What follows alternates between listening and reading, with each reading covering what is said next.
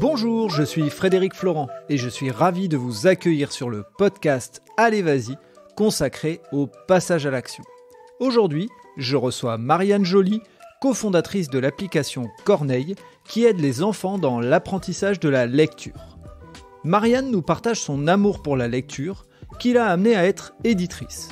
De retour des États-Unis, elle se lance en duo dans le développement de cette application pour faire aimer la lecture aux plus petits. C'est un épisode plein de peps qui nous enseigne qu'une passion peut se transformer en un métier et que l'on peut utiliser le digital à bon escient. Je vous laisse avec Marianne. Très bonne écoute à vous. Donc moi c'est le nom Corneille et puis le petit visuel qui a fait que je me suis connecté sur LinkedIn. Donc on est avec Marianne Joly qui est cofondatrice de l'app Corneille. Et donc avant de parler de Corneille et de ce que fait Corneille, j'aimerais bien que Marianne puisse nous parler de son parcours. Bonjour Marianne. Bonjour. Alors je suis Marianne Joly, donc je suis la cofondatrice de l'application Corneille. Alors pour te raconter un petit peu mon parcours, donc j'ai toujours été passionnée de lecture, de livres, depuis toute petite. C'était ma passion dans la vie de lire, très très jeune. Donc naturellement, je me suis dirigée vers des études littéraires, forcément, parce que c'était ce qui me plaisait. Et ensuite, j'ai étudié en prépa littéraire. Et je suis allée ensuite à la fac, faire des études de lettres modernes. Et je me suis spécialisée en dernière année dans l'édition. Donc j'ai appris vraiment les techniques éditoriales, la fabrication, vraiment centrée sur le livre.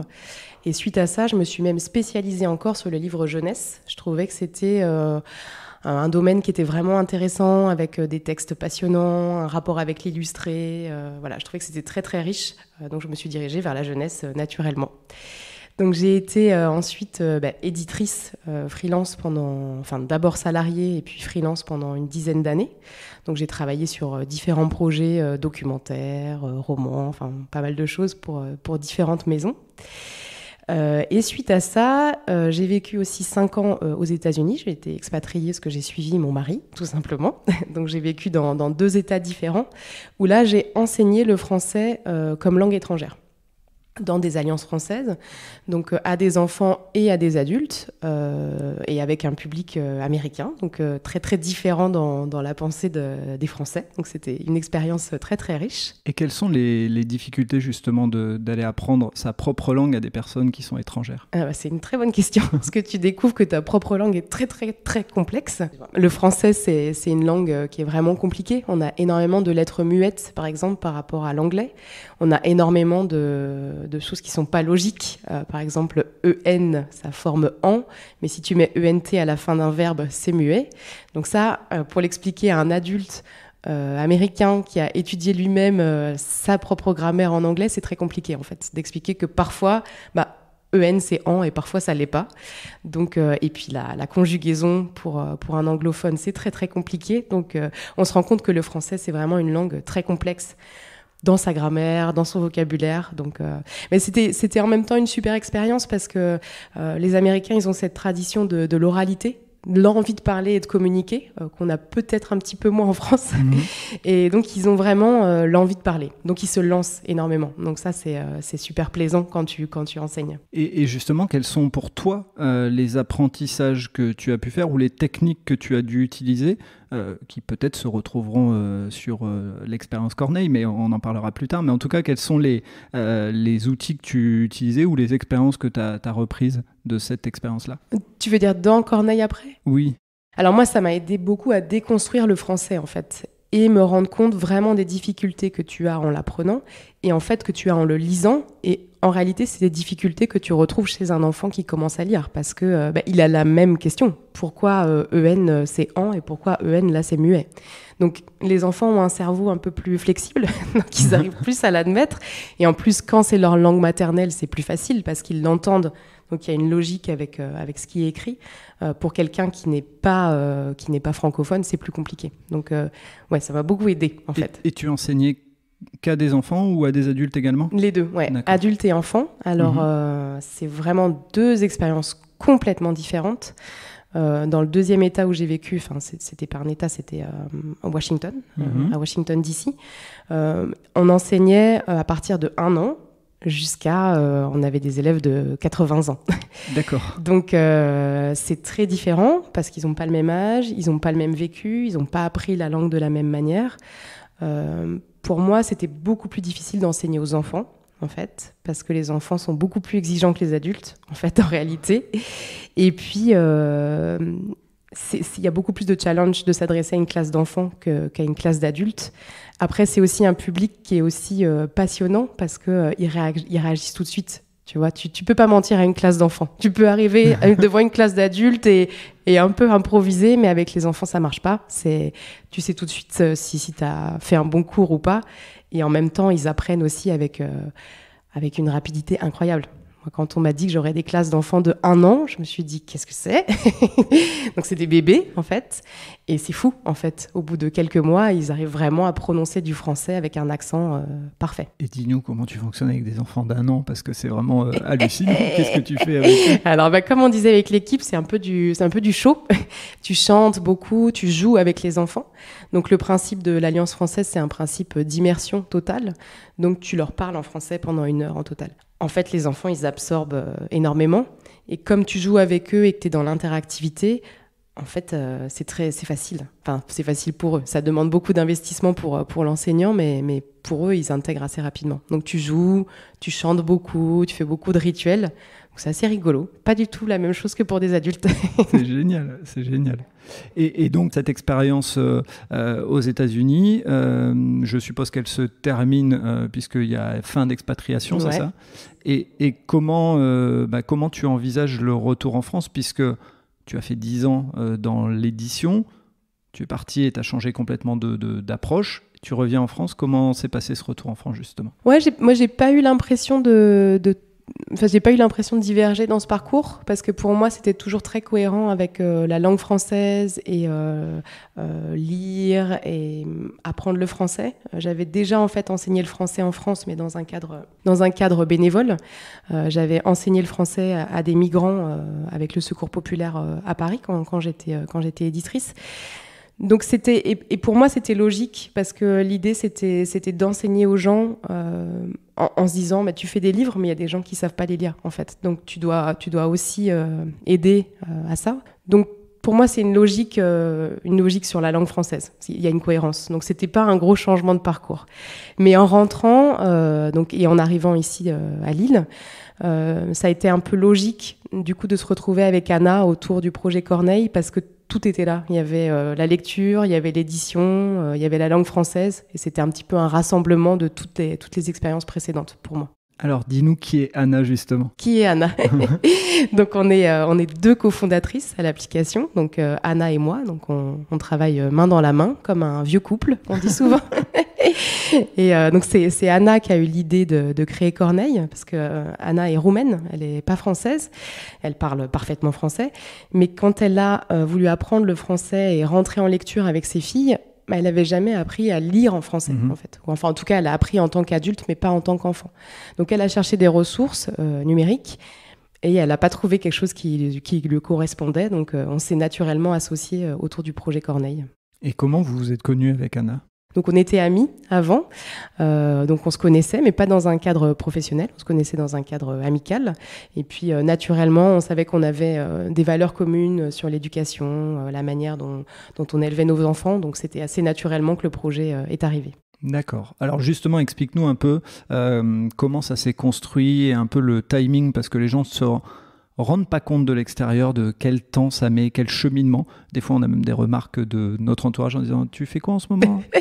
T'es rien alors, puisqu'il n'y a pas de truc. Mais si, en fait, on fait quelque chose. Il n'y a rien de concret pour l'instant, mais on fait quelque chose. Donc, explique-nous un peu le cheminement. Ouais, donc le chemin est long quand même pour arriver. C'est vrai qu'on voit le résultat de l'application, mais derrière, il y a 2 années de développement et de conceptualisation.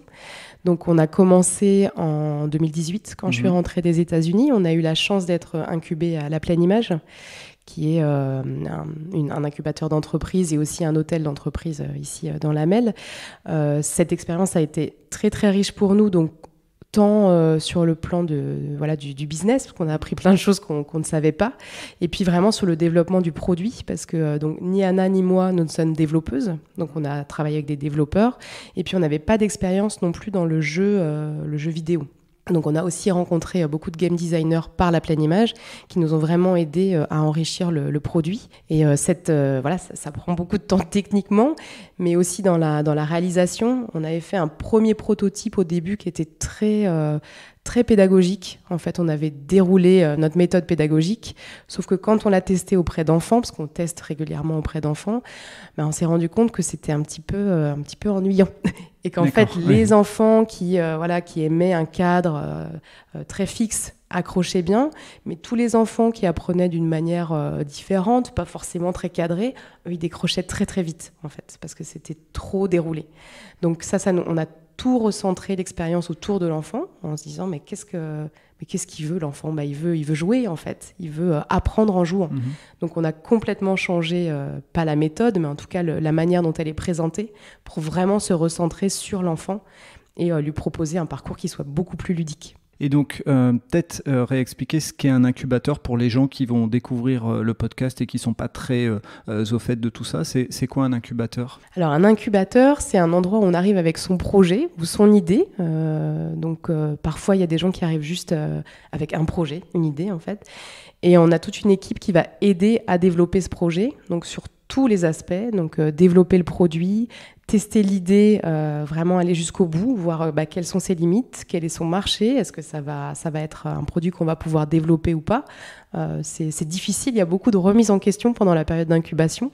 Et puis on est accompagné aussi sur toute la partie finance, aller trouver des subventions, parce que bien sûr, il faut quand même trouver de l'argent pour développer tout ça, créer l'entreprise, tout l'administratif. Donc on est accompagné sur tous ces points. C'est une période dense, on est beaucoup formé en fait sur vraiment plein de points différents. À la pleine image, on a eu des formations business, des formations vraiment produits, des formations marketing bien sûr. Il y a des sujets qu'on ne connaissait pas du tout. Donc l'avantage d'être adossé à un gros organisme comme ça, c'est qu'il y a beaucoup de gens qui sont experts de leur domaine et qui peuvent conseiller, ça c'est super. Ils ont aussi beaucoup de permanences d'experts où on peut exposer son projet. Et c'est vraiment, pour l'entrepreneur, c'est très dense parce que on apprend beaucoup et on se remet énormément en question. Ça, c'est... Oui, c'est une période où, quand on rentre le soir, on a un peu mal à la tête parce qu'on s'est posé beaucoup de questions. Et peut-être juste faire une parenthèse aussi, parce que nous, on est dans le Nord, donc on connaît un tout petit peu, mais expliquer la particularité de la pleine image, qu'est-ce que c'est ? Donc c'est à Tourcoing, mais expliquer ce qu'est la pleine image et pourquoi c'est un peu particulier comme incubateur. Alors, la pleine image, ils sont spécialisés en jeux vidéo, design, réalité augmentée. Donc, ils sélectionnent beaucoup de projets qui vont vraiment dans ces domaines. Ils ont ouvert aussi une section sur la musique. Donc, ils sont plutôt sur tout ce qui est technologie, jeux vidéo en particulier ou applications. Donc, c'est vrai qu'ils ont vraiment les compétences pour ça. Et nous, on a vraiment trouvé des experts là-bas super qui nous ont aidés. Et c'est quoi la difficulté quand on est toutes les deux plutôt attirées vers un projet et vers une connaissance de la langue, et quand on ne connaît rien à la partie technique ? Comment on fait justement pour être sûr de ne pas soit se faire avoir, soit en tout cas savoir parler aux personnes qui vont développer ? Alors, bonne question. Alors, on n'est pas tout à fait non connaisseuse. D'accord. Parce que Anna, en fait, elle est polytechnicienne, elle est ingénieure à la base. Ça va alors. Donc, ça va. Donc, c'est Anna qui s'occupe de la partie technique, qui chapeaute la partie technique. Donc, elle a une connaissance de la technique. Elle développe pas elle-même, mais elle chapeaute cette partie. Donc, on n'est pas complètement non connaisseuse. Mais c'est une bonne question que tu poses, parce que c'est quand même très difficile de trouver des développeurs qui soient investis dans le projet, qui travaillent bien. Et voilà, c'est un peu le nerf de la guerre, le développement. Donc c'est pas évident. Mais c'est vrai que l'écosystème de la Plaine a permis de rencontrer des gens qui étaient recommandés. Et ça, c'est très important quand tu es entrepreneur. Tu n'as pas envie de travailler avec quelqu'un que tu connais pas, mais plutôt avec quelqu'un qu'on t'a recommandé chaleureusement. Bien sûr. Et peut-être une petite parenthèse aux développeurs. La partie technique, elle est très importante. Mais si vous ne savez pas sur quoi travailler, développeur, travaillez sur le savoir-être et sur la capacité justement à transposer ce que vous savez à des personnes qui savent moins, puisqu'effectivement, tu viens de le dire, pour quelqu'un qui s'y connaît pas, qui arrive avec son projet, ça va être difficile de parler le même langage. Donc chacun doit faire un effort vers l'autre. Donc ça peut être une bonne piste. Voilà. Non, mais c'est vrai. Et nous, quand on recrute des développeurs, moi, je leur demande, est-ce que tu es capable de m'expliquer avec des mots que je vais comprendre? Parce que moi, je suis pas du tout dans la partie technique. Je suis vraiment dans le développement du produit, dans la communication. Est-ce que tu es capable de m'expliquer pour que je comprenne? Et c'est clé pour nous, parce que s'il n'est pas capable de m'expliquer, en fait, ça ne va pas marcher. Parce qu'il faut que je sois capable de comprendre, même si je n'ai pas les compétences techniques. Et ça, c'est très important dans l'équipe, c'est sûr. Ouais, j'imagine. Donc là, on a fait un peu le point, tu as expliqué le début du développement, mais en amont, qu'est-ce qui vient structurer le projet? C'est quoi la mission première que vous voulez vous donner avec Corneille? C'est une large question, dis donc ça. Alors, c'est vraiment d'accompagner les familles et les enfants dans l'apprentissage de la lecture. On n'est pas du tout un substitut à l'école, on n'a pas du tout envie de prendre la place de l'école. On apprend à lire à l'école et les professeurs font un travail exceptionnel. On s'est juste dit qu'en tant que parent, souvent tu avais envie d'accompagner ton enfant et tu étais un petit peu démuni par rapport à ça. Et puis les enfants apprennent chacun à leur rythme, donc il y en a ça se fait plus tôt, il y en a c'est un petit peu après et c'est normal. Mais on s'est dit les parents cherchent certainement un outil pour accompagner leurs enfants dans cet apprentissage de la lecture. Et puis on avait aussi cette expérience d'expatriation, et Anna et moi, parce qu'Anna a vécu à Dubaï, où on s'est dit mais quand tu parles français et que tu vis à l'étranger, que la langue française n'est pas la langue dominante, en fait, tu as besoin d'outils pour accompagner ton enfant. Donc, il faut développer quelque chose. Et les outils, en fait, papier, tu les as pas vraiment parce que le français n'est pas la langue de ton pays. Donc, on avait aussi cette envie-là. L'idée, ce que tu veux dire, c'est que l'appli permet d'entretenir la langue française, par exemple, pour un enfant qui est né en France et qui a 4-5 ans et qui arrive aux États-Unis. Sinon, il risque de la perdre et l'appli aide à ça. Ou même, il apprend à lire en anglais et pas en français. Donc c'est différent. Oui. Il apprend l'orthographe anglaise, parce que c'est ce qu'il apprend à l'école.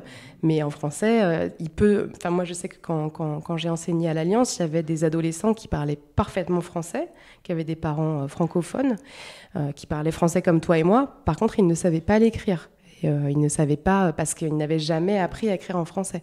Et alors, la différence entre un imparfait et un passé composé... En fait, toi, tu la connais parce que... Et encore.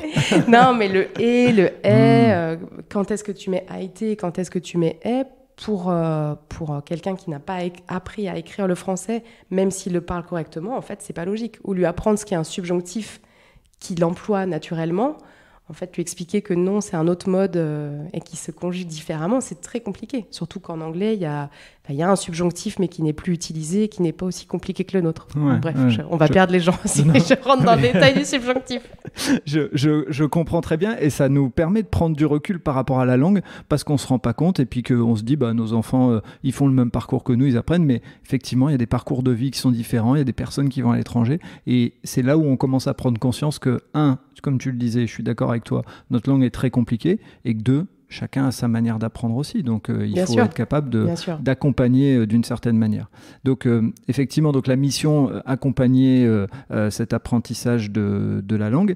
Et quelles sont les grandes étapes que vous avez eues dans le parcours pour qu'on comprenne bien tout le cheminement? Parce qu'effectivement, 2 ans, on se dit, c'est long, et qu'est-ce qu'ils font pendant ces 2 ans? C'est vache comme question. La question de l'entourage, voilà, je te fais celle que moi j'ai eue, c'était moins long pour moi, mais voilà. Qu'est-ce que tu fais pendant ces 2 ans? C'était énorme, parce que dans les 2 ans, donc, on a développé la méthode pédagogique, on a développé tout le graphisme, tout l'univers graphique, donc c'est énorme, créé toutes les animations qu'il y a dans l'application.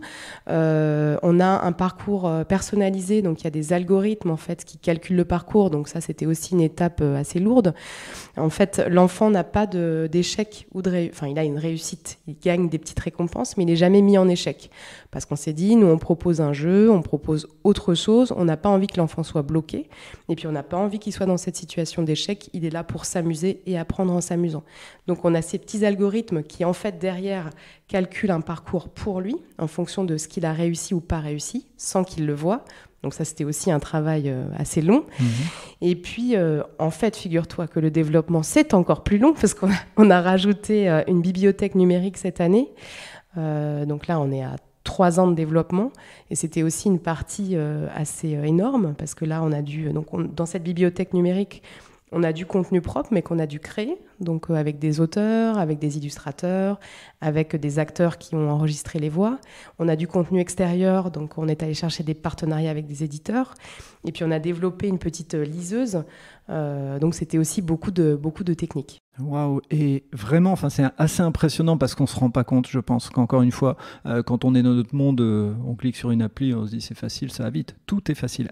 Ça, c'est de la faute d'Apple et de Google et compagnie. Mais clairement, explique-nous comment on fait pour aller chercher les illustrateurs graphiques, comment on fait pour tomber sur le bon acteur et puis avoir les bons prix aussi, parce qu'on sait que des fois, quand on est novice dans le métier, on arrive et on nous dit c'est autant. Ah bon?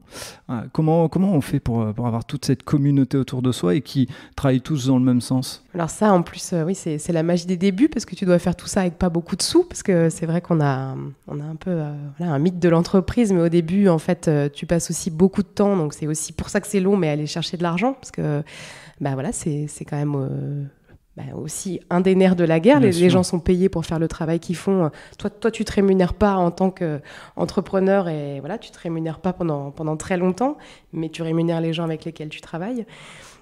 Donc il y a aussi cette partie d'aller chercher de l'argent qui est super importante et qui est un peu invisible, parce que c'est vrai que c'est le travail d'un entrepreneur, et on n'en parle pas beaucoup de manière publique, mais c'est un travail qui est éprouvant et un peu long. Entre parenthèses, nous, on a eu la chance d'être très soutenus par les acteurs locaux, donc c'était super, mais c'est quand même, je veux dire, dans la vie entrepreneuriale, tu le sais, c'est éprouvant. Quand tu veux dire soutenu, je pense qu'il faut l'expliquer peut-être aussi aux gens, ça marche comment? Ils subventionnent, ils font des crédits que tu dois rembourser, peut-être expliquer, parce que, encore une fois, comme on le dit, entrepreneur, il y a un mythe, on se dit il a la Ferrari ou la grosse voiture. C'est pas vrai. Je suis venu en vélo, faut le rappeler. Voilà, pareil, je suis venu en vélo aussi aujourd'hui. Donc voilà, deux entrepreneurs à vélo, vous voyez, il n'y a pas de Ferrari. Ça, c'est le premier truc. Mais surtout, réexpliquer qu'est-ce que ça veut dire être soutenu. Ouais. Donc nous, par ce système d'incubation, en fait, ça permet aussi d'aller trouver les bons partenaires, qu'on nous aide à remplir les dossiers, etc. Donc nous, on a un contrat de coproduction avec Pictanovo, qui est le CNC de la région Hauts-de-France. Donc c'est vraiment, ils nous donnent de l'argent pour aider à développer. Voilà. Le CNC, je pense qu'il faut dire aux gens. Le Centre national de la cinématographie, tu as raison. Ouais. Et donc, ils ont aussi un pan où ils aident ce qu'ils appellent les nouveaux médias. Donc, les applications ou transmédia, des choses qui ne sont pas forcément du cinéma ou du court ou du long métrage. On a également obtenu un prêt à taux zéro au défi, en fait, qui est un organisme qui soutient beaucoup les entrepreneurs dans les Hauts-de-France, et ça nous a permis, alors évidemment, d'avoir un prêt à taux zéro, bien sûr. Donc, ça, c'est pas à rembourser, je rappelle, pour que les gens comprennent, sinon des fois... Mais il n'y a pas d'intérêt. Moi, ça ouvre aussi les portes de toutes les personnes qui sont lauréales au défi et qui s'entraident, et c'est une énorme communauté qui aide beaucoup.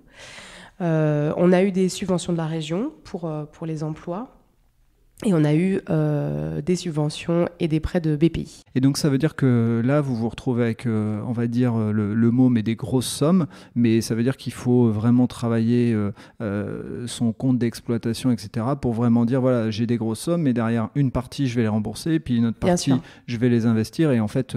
contrairement à ce qu'on pense, il n'y a pratiquement rien qui revient dans la poche des fondateurs. Tout est dans le développement. Ah rien du tout. Même dans notre canot, faut être honnête. Mais c'est aussi le pari qu'on fait quand on lance une entreprise. Mais l'argent, oui, va directement aux personnes qui travaillent dans le peu de marketing qu'on fait pour l'instant. Mais c'est pas... Non. Pas de Ferrari, comme tu disais. Okay. Voilà, un vélo, c'est bien. C'est bon pour la planète. Donc, derrière, on arrive dans ce schéma-là où vous êtes soutenu, vous avez des aides, et donc vous commencez à créer cette communauté. Mais donc, justement, comment on va chercher les bons illustrateurs, les bons acteurs, pour avoir les bonnes voix qui vous ressemblent? Comment on fait ça? Ouais, donc... Alors, j'ai eu de la chance, comme tu l'as compris, de travailler dans le milieu de l'édition pendant un certain temps, et c'est un milieu qui est assez petit, on va dire. Donc, j'ai eu la chance de rencontrer des personnes assez exceptionnelles qui ont eu envie de s'investir dans le projet. Donc c'est beaucoup de gens qu'on connaissait déjà. Et puis beaucoup d'acteurs, oui, par la plaine, par notre ingé son qui nous a fait rencontrer d'autres personnes. Donc voilà, c'est beaucoup dans l'écosystème en fait. Après, on a envie d'aller chercher d'autres personnes. Donc on est sur tout ce qui est illustrateur, on fait beaucoup de veille pour regarder ce qui se fait, notamment chez les jeunes illustrateurs. Et puis pareil pour les auteurs, on regarde ce qui se fait, on a des projets qui arrivent. Voilà. Ouais, donc c'est un projet qui est multiforme entre guillemets, puisque vous êtes autant sur la partie informatique que sur la partie littéraire, que sur la partie illustration, donc, et puis musicale aussi, j'imagine. Donc voilà, c'est vraiment un projet touche à tout. Et donc une fois qu'on a réuni ces personnes, c'est quoi l'étape qui fait dire ok, j'ai fait le bon choix, ça avance. Il y a un moment où on voit l'appli sortir pour que les gens comprennent un petit peu, on voit les premiers éléments. Ouais, donc on a lancé vraiment dans le parcours, on a fait une version qu'on appelle la version bêta, donc qui était une version, pas une version totalement terminée, qu'on a quand même lancée sur les stores fin 2019, début 2020 pour tester un peu. On fonctionne sur une formule d'abonnement, donc on voulait tester si ça fonctionnait. On voulait lancer, donc on a eu cette première version qui a été complètement changée pour la version numéro 1 qui était en juin 2020. Alors juste avant ça, on va faire la parenthèse qui est souvent la question du moment. Quand vous lancez votre version, on est fin 2019, version 1 juin de 2020, il y a un truc qui s'est passé au mois de mars. Il y a eu un petit truc, voilà. Non ? Et justement, qu'est-ce qui s'est passé pendant le Covid pour Corneille ? Alors nous, on a eu de la chance, en fait, parce que pour nous, ça a plutôt eu des répercussions positives. Ça l'a pas été pour tout le monde, malheureusement, mais pour nous, ça l'a été. On a eu beaucoup de téléchargements pendant cette période, bien sûr. Et puis surtout, ça a été un vrai tournant, je crois, dans la manière dont les parents considèrent l'écran pour les enfants. Ça, c'est une vraie question. C'est une question que nous, on se pose en tant qu'on est maman toutes les deux avec Anna. On se pose cette question-là régulièrement. Voilà, le rapport des enfants avec les écrans, je pense qu'en tant que parents, on se pose tous cette question. Nous, ce qu'on a envie de prôner chez Corneille, c'est en fait les écrans, ils sont là. Les enfants, on ne peut pas leur enlever les écrans. Ils vivent dans un monde qui est digitalisé. Nous-mêmes, on passe notre temps sur notre ordinateur et notre téléphone et on leur montre ça. L'idée, c'était vraiment de dire, OK, il y a cette présence technologique. La vraie question pour nous, c'est qu'est-ce que tu mets dedans et quel est le contenu que tu leur montres en fait. Si tu leur montres du contenu intelligent, l'outil numérique, il peut vraiment servir à quelque chose. Si tu leur montres une vidéo de YouTube qui n'est pas adaptée à leur âge, qui n'est pas adaptée à leurs émotions, ouais, c'est peut-être un petit peu dangereux en fait. Donc vraiment, nous, ce qu'on a à cœur, c'est de dire les outils technologiques sont là, ils peuvent être formidables. En fait, proposons-les, mais avec du contenu intelligent. Et avec un cadre, nous, on prône d'utiliser seulement 30 minutes par jour. C'est les recommandations de l'Académie des sciences sur les enfants et les écrans. Et on se dit, voilà, il faut que ce soit cadré. Il faut aussi que le parent il soit intégré dans l'application. C'est pour ça que nous, on a un suivi parental qui donne le nombre de minutes que l'enfant a passé. On enjoint beaucoup l'enfant à partager avec le parent, enfin le parent ou l'accompagnant, hein, parce que c'est aussi la grand-mère, c'est aussi une belle-mère, un oncle, une tante, parfois un grand frère, à partager en fait les progrès qu'il a fait. Donc il peut s'enregistrer en train de lire. Et l'idée, c'est pas qu'il soit seul avec cet écran, c'est qu'il y ait vraiment une notion de partage autour de l'écran. En fait, l'écran est un outil pour justement lire, mais aussi pour peut-être rapprocher le parent et l'enfant après tout. Exactement, ouais. Donc cette période de Covid a beaucoup changé cette posture. On avait beaucoup de parents qui étaient inquiets à juste titre hein, sur l'usage des écrans par les enfants. Donc là, il y a un petit changement de posture parce qu'en tant que parents confinés, on s'est tous retrouvés avec des enfants à la maison. Et la nécessité de désarmer, bien sûr, on n'est pas professeur, donc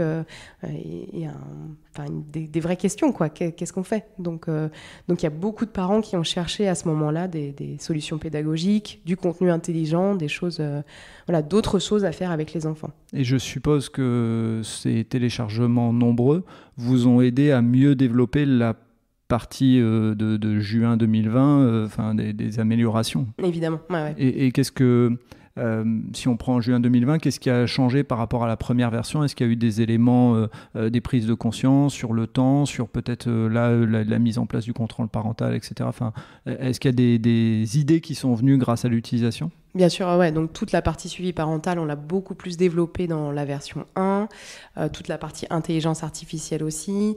On a changé beaucoup de petites choses dans l'expérience utilisateur qui étaient des points de frottement ou les boutons qui étaient mal placés dont on ne se rendait pas forcément compte. Mais ça, c'est des choses... Tu conçois un projet, tu penses que ça va super bien marcher comme ça parce que toi, tu as réfléchi comme ça. Et en fait, 3 personnes l'utilisent et c'est pas du tout le bon endroit. Donc, l'expérience utilisateur, c'est clé, en fait. Que ce soit, nous, on a deux types d'utilisateurs, c'est l'enfant et l'adulte, qui n'utilisent pas du tout le jeu de la même manière et qui n'ont pas du tout les mêmes réflexes. Donc la difficulté pour vous, c'est d'être capable de trouver le bon deal entre les deux besoins, entre guillemets, c'est ça? On s'exprime, on ne parle pas en fonction de l'endroit de l'application, on ne parle pas à la même personne en fait. Surtout que nous, on parle à des enfants qui potentiellement ne savent pas encore lire. Donc tout ce qui est sonore s'adresse à l'enfant et tout ce qui est plus écrit va s'adresser aux parents et il va aller le chercher dans un endroit où il saura aller le chercher, où l'enfant sait aller le chercher aussi, mais il y a des petits codes parentaux. Okay, donc une difficulté supplémentaire pour vous dans le développement, à chaque fois d'être capable de dire je me positionne par rapport à l'enfant ou je me positionne en tant que parent. Exactement, mais c'est une problématique qu'on a tout le temps parce qu'on s'adresse vraiment à 2 personnes différentes. Mais ça, c'est une problématique que moi, j'avais déjà rencontrée dans le livre jeunesse. En fait, quand tu édites un livre, c'est le parent qui va l'acheter. Donc, tu t'adresses parfois aux parents, tu t'adresses parfois à l'enfant, et parfois, en fait, tu t'adresses aux deux, parce que quand tu lis une histoire, tu le sais toi-même avec tes enfants, qui lisent peut-être moins d'histoires avec toi. Maintenant, ils lisent plus tout seuls. Voilà. Mais tu parles aux deux, en fait. Et c'est ça qui est magique, en fait, dans la littérature jeunesse. Tu vas faire rire un parent à un moment et un enfant à un autre, et c'est chouette.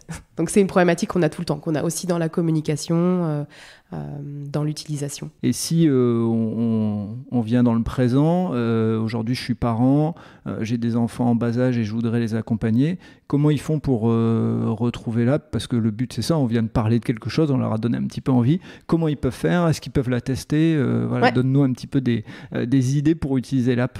Alors on peut télécharger l'application sur les stores, donc App Store et Google Play. On a une partie gratuite qu'on peut explorer avec un aperçu de tous les petits jeux. Et surtout, on a toujours 7 jours gratuits pour découvrir la totalité de l'application. Pour tester. Et s'ils ne veulent pas rester, ils ne restent pas. Voilà. Ok, d'accord. Et donc, tu as un prix par mois? Donc, le prix, c'est 6,99 par mois. Et aussi, on a un abonnement annuel qui est de 59,99. Ok, donc...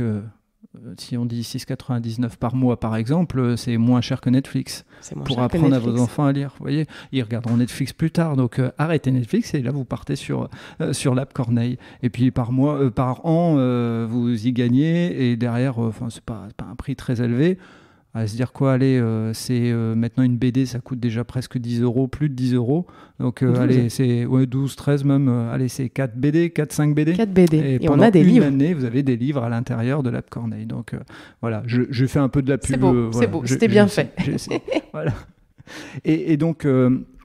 aujourd'hui, le modèle économique de l'app, comment il fonctionne? Alors, on n'a pas besoin de rentrer dans les détails et les trucs confidentiels, mais au moins savoir si ça vit, si vous voyez une progression, si on va toucher d'autres pays, parce que pas oublier que parler français, c'est pas limité à la France. Hein, notre belle langue est parlée ailleurs. Donc on a des abonnés, on a une base d'abonnés mensuelle, donc qui est assez stable depuis le lancement de cette première version.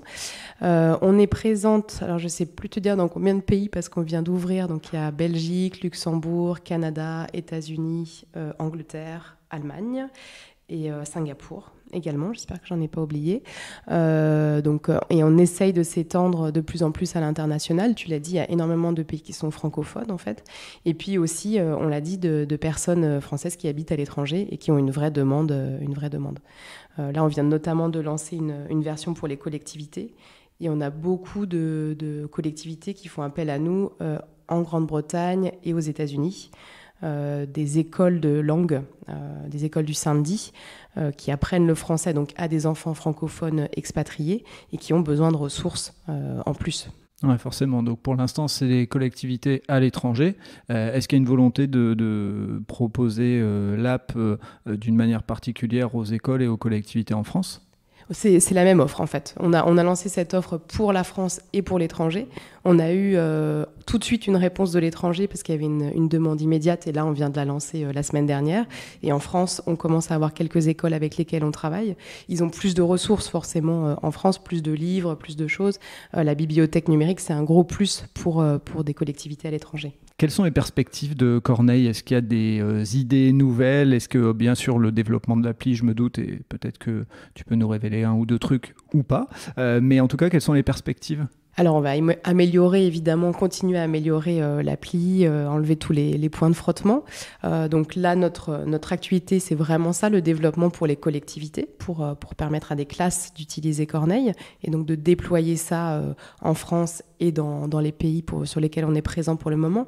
L'autre jalon, ça va être le développement à l'international, vraiment dans tous les pays du monde. Donc ça demande un effort marketing et une présence parfois dans les pays qui est quand même plus lourde. Et puis, un petit peu plus loin, on aimerait adapter Corneille pour un public de français langue étrangère. Donc là, on s'adresse vraiment à des enfants francophones qui apprennent à lire en français. Mais là, l'idée, ce serait d'apprendre le français comme langue étrangère à des enfants qui ne sont pas français. Ok. Et si tu devais me parler, là on va parler à l'entrepreneuse, d'un moment de difficulté dont tu te souviens et qui pourrait être un apprentissage pour les autres, tu me parlerais de quel exemple ? Il y en a beaucoup, des moments de difficulté. Non, mais on refait un deuxième podcast. Les difficultés de l'entrepreneur. Non, mais l'entrepreneuriat, c'est une expérience forte. On apprend énormément. Moi, là, depuis qu'on a commencé il y a 3 ans, j'ai énormément appris, surtout sur des domaines de compétences que je n'avais pas du tout en finance, en marketing, des manières de penser. Enfin, l'apprentissage est énorme. Il y a beaucoup de moments de difficulté quand même. Tu veux toutes les difficultés ? Non, non. Ou justement une difficulté que vous avez eue et que vous avez réussi à surmonter d'une certaine manière et peut-être partager l'apprentissage que vous en avez fait surtout. Bien sûr, les difficultés, entrepreneur, c'est tous les jours, ne serait-ce que remplir un dossier de financement où il y en a pour une journée entière vu que la France est très administrative. Mais une difficulté où vous avez eu un apprentissage et même peut-être où toi et Anna, par exemple, vous avez grandi grâce à ça et vous vous êtes dit « Ok, maintenant, on sait, la prochaine fois, on fera autrement. » Je pense que pour Anna comme pour moi, il y a eu 2 grosses difficultés qui nous ont vraiment fait grandir, ça c'est sûr. Donc c'est vraiment la complexité des relations humaines. Donc ça, on le sait personnellement. Mais dans un cadre de travail, la difficulté qu'on a parfois à se comprendre. Alors ça peut être entre Anna et moi, mais ça peut être avec des personnes qu'on a employées. Et on a appris à se faire, on a appris à se parler déjà. Je pense que ça c'est très important. Tu parlais tout à l'heure de la difficulté d'entreprendre à 2.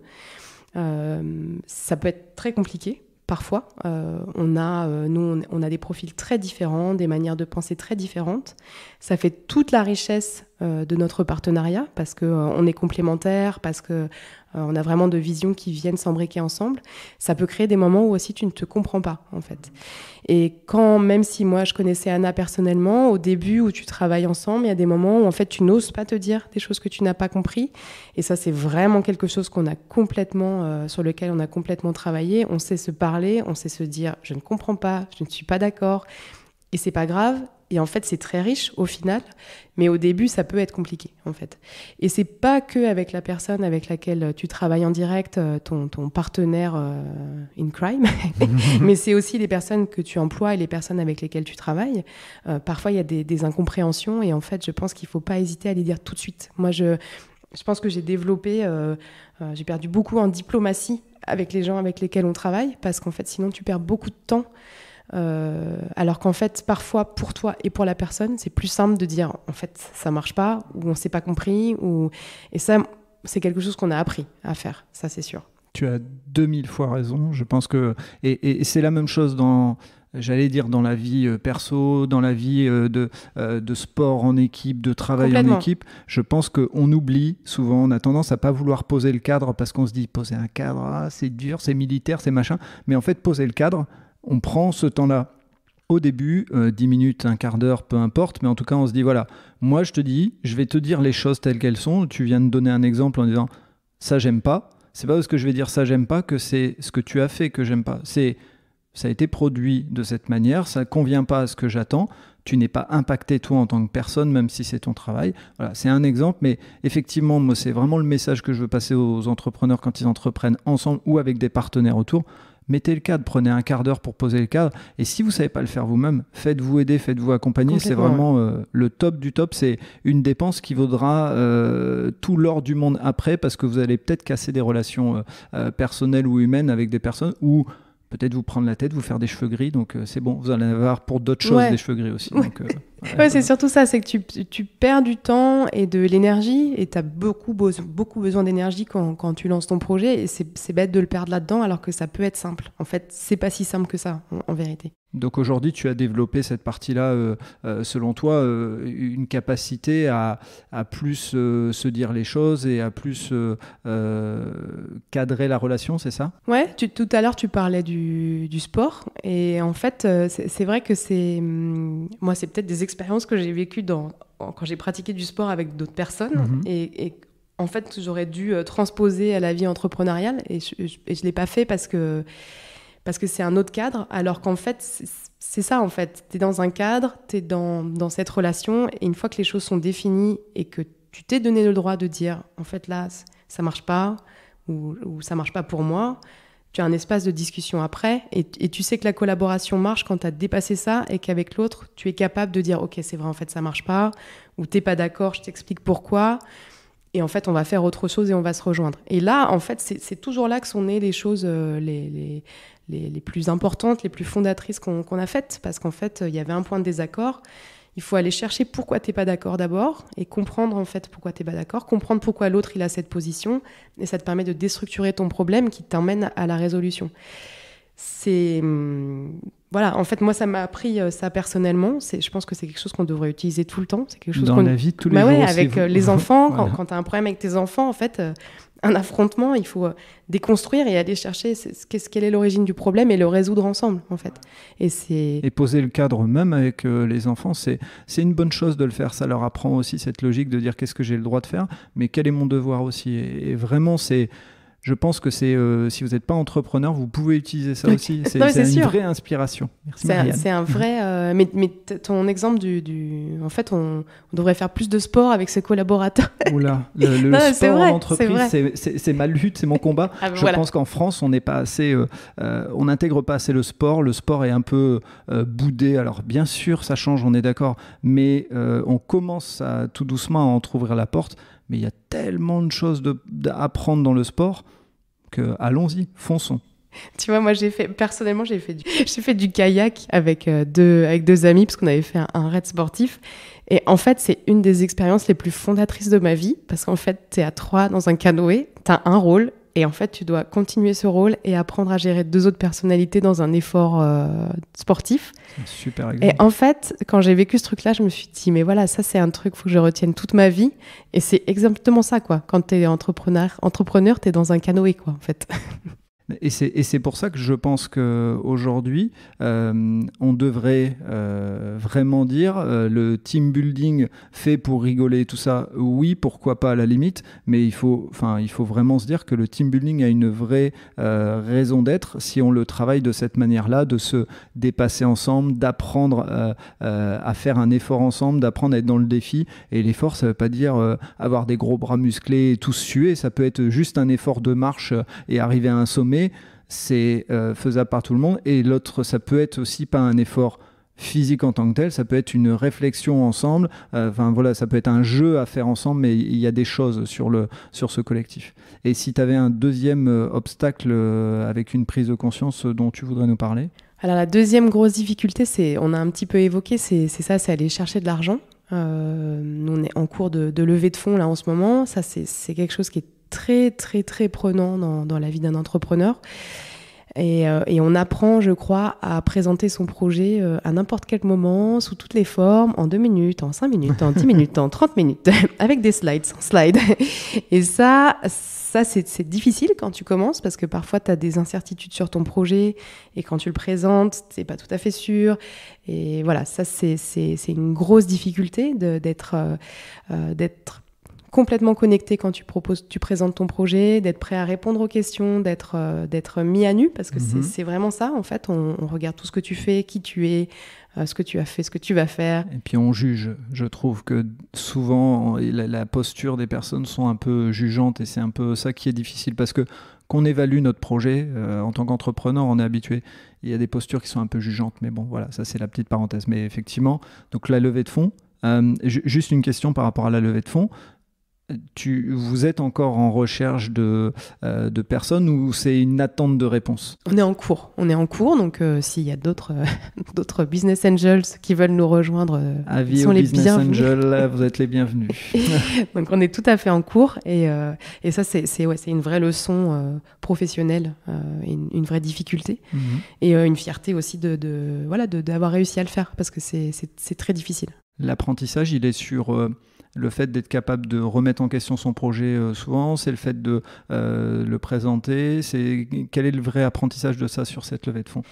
Je dirais le vrai apprentissage, c'est réussir à adapter ton discours à des personnes différentes à chaque fois, parce que en fonction de l'interlocuteur que tu as en face, il va te parler plus de finances, il va te parler plus du projet, il va te parler plus de toi. Et il faut être capable de t'adapter et de lui donner la bonne réponse. Et ça, c'est très difficile, parce que tu vas vraiment chercher au fond de toi et du projet pour être capable de donner ces réponses-là. Moi, je trouve que c'est l'adaptabilité. La remise en cause, tu l'as fait tout le temps, tu l'as fait dès le début. Et heureusement, en fait, que tu fais de la remise en cause. Moi, c'est quelque chose que je trouve hyper chouette. C'est bien, le projet vit.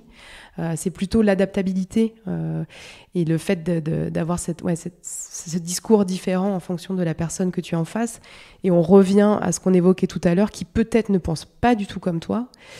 Et en quelques instants, tu dois réussir à lui donner la réponse tu vas réussir à comprendre sa question, parce qu'en fait, parfois, même si on parle la même langue, c'est très difficile de comprendre la question, ce qu'elle sous-entend, et être capable de lui donner la bonne réponse. Et ça, c'est un vrai exercice. Alors certes, on est préparé en incubation, etc. Je crois qu'on n'est jamais assez préparé à faire ça. C'est vraiment complexe.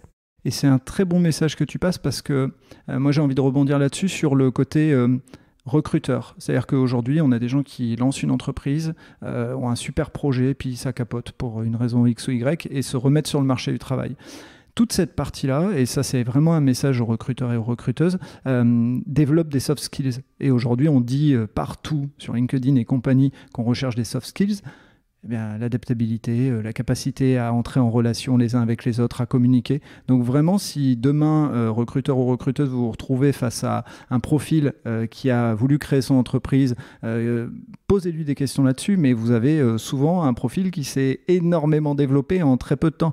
Même 1 an de création d'entreprise, c'est du x2 par rapport à la vie de travail normale, on va dire. Donc vraiment, faites en sorte d'écouter ce qui a été dit, parce que c'est hyper important, c'est plein d'apprentissage. Merci pour ce partage. Et moi, j'aimerais terminer sur une des plus belles réussites que vous ayez eues. C'était quoi ce moment, et il y avait quoi comme émotion dans ce moment de réussite? Des réussites, il y en a plein quand même aussi. On parle beaucoup, Bien sûr. On parle beaucoup des échecs, mais il y a quand même plein de réussites. Je pense que quand on a cette année sorti la bibliothèque numérique, ça a été une grosse fierté. Notre premier partenariat, c'est avec Bayard Milan, qui est quand même un des leaders de l'édition jeunesse. Les avoir dans l'appli, dans la bibliothèque, ça a été une très très grosse fierté, ça c'est sûr. Donc de voir le produit, d'entendre les premiers clients qui utilisent le produit, ça c'est pas de la fierté, c'est un immense contentement, quoi, d'entendre des clients qui te font des retours. Le premier client qui nous a écrit, tu vois, pour nous dire mon enfant il adore, mais moi je changerais ça. De voir des gens qui te parlent de ce que tu as fait, ça c'est une énorme fierté. Et qu'est-ce que ça a provoqué chez toi quand tu lis ces premiers retours? C'est presque irréel, hein, tu sais. Tu te rends compte qu'en fait, de l'autre côté de l'application, il y a des gens qui l'utilisent. Donc, tu as vu des gens l'utiliser, tu as vu des enfants sur des salons. Avant le Covid, on a fait des salons comme les Maker Faire, des choses comme ça. Donc, on a vu des enfants, on a vu nos enfants, on a vu d'autres enfants qu'on connaissait l'utiliser. Mais quand tu reçois le premier mail d'un client, en fait, tu te rends compte qu'il y a un enfant que tu ne connais pas, tu ne sais pas où il habite, il est en train d'utiliser ce que tu as développé. Avec ta voix dans des animations, avec le livre que tu as aidé à éditer. Donc, c'est super fort, quoi, en fait. Je te dis, voilà, ça touche quelqu'un, quoi. Et justement, en tant que fierté, tu es une jeune maman. Comment on arrive à concilier la vie de jeune maman avec un projet aussi énorme et aussi beau dans la vie de tous les jours? Comment tu construis cette vie pro et vie perso et comment tu mets des barrières entre les deux? Je dors pas beaucoup. Voilà, ça, vous avez la recette de Marianne, ne dormez pas. Ça sert à rien. Grosse cernes, mais je dors pas beaucoup. Là, c'est la réponse. Non, c'est la réalité, quoi. C'est vrai qu'on dort pas beaucoup, je pense, Anna et moi. On pense beaucoup à notre projet la nuit, tout ça. Mais je pense qu'elle, comme moi, voilà, il y a pas moi.